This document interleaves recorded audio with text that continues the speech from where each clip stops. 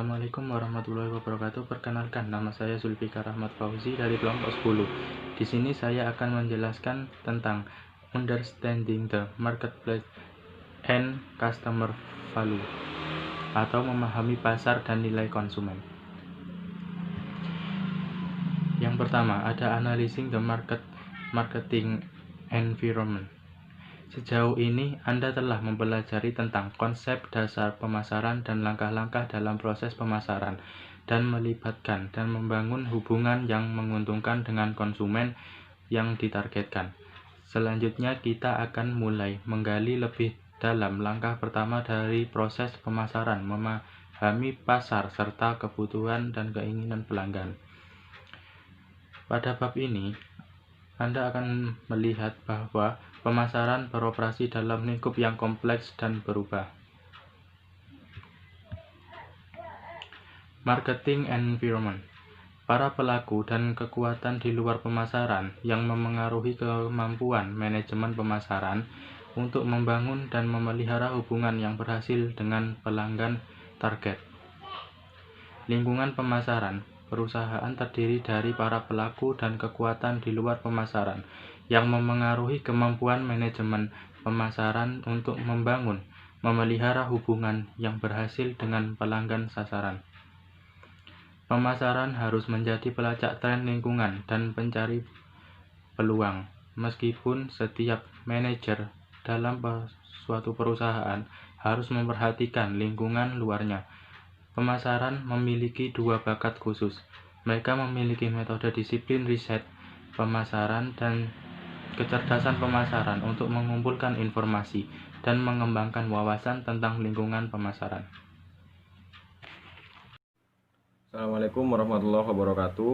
Perkenalkan, nama saya Muhammad Rizky Januar dari Prodi D3 Manajemen Perusahaan dengan NIM 1908 031 01048. Di sini saya akan menjelaskan tentang lingkungan pemasaran. Di lingkungan pemasaran itu sendiri terdapat dua macam, yaitu lingkungan mikro dan lingkungan makro. Yang pertama-tama yaitu lingkungan mikro. Lingkungan mikro itu sendiri adalah lingkungan yang terdiri dari para pelaku yang dekat dengan perusahaan yang mempengaruhi kemampuannya untuk melibatkan dan melayani pelanggannya, yang semuanya itu dalam lingkup perusahaan, di mana di dalamnya itu terdapat pemasok, ada perantara pemasaran, ada pasar pelanggan, ada pesaing dan publik, serta yang lainnya. Yang kedua yaitu lingkungan makro.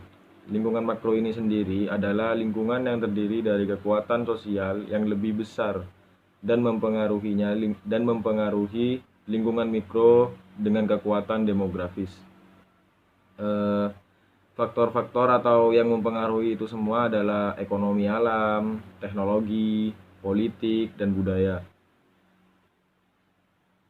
Yang kedua yaitu demografi dan lingkungan ekonomi. Demografi sendiri adalah studi tentang populasi manusia dalam hal ukuran, kepadatan, lokasi, usia, jenis kelamin, ras, pekerjaan, dan statistik lainnya. Lingkungan demografis ini sangat menarik bagi pemasar karena melibatkan banyak orang, banyak masyarakat, dan orang-orang ini biasanya membentuk pasar. Dan populasi ini biasanya tumbuh dengan sangat cepat.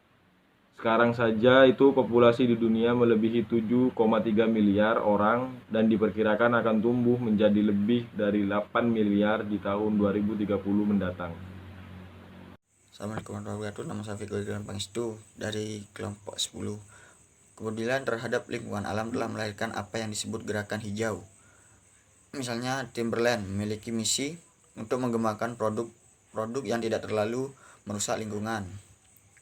Mengubah demografi berarti perubahan dalam pasar dan strategi pemasaran. Misalnya Netflix membuat portal dan aplikasi Just for Kids yang menargetkan segmen Gen Z muda yang berkembang pesat dan paham teknologi. Pemasaran juga ingin menjadi warga negara yang bertanggung jawab secara sosial di pasar dan komunitas mereka.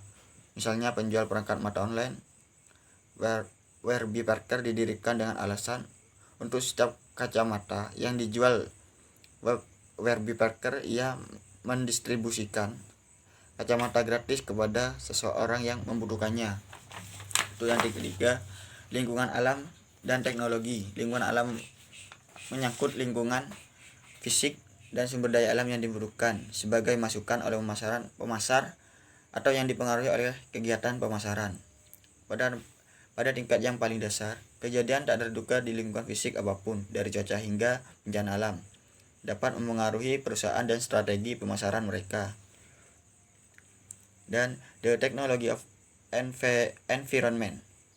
Lingkungan teknologi adalah kekuatan paling dramatis yang sekarang membentuk takdir kita. Teknologi telah mengeluarkan kegiatan seperti antibiotik, bedah robiotik, ponsel pintar, dan internet, dan juga lain-lainnya. Ia juga telah melepaskan kengerian seperti rudal nuklir dan senapan serbu. Itu telah merintis berkat beragam seperti mobil, televisi, dan kartu kredit. Sikap kita terhadap teknologi tergantung pada apakah kita lebih terkesan dengan keajaiban atau kesalahannya.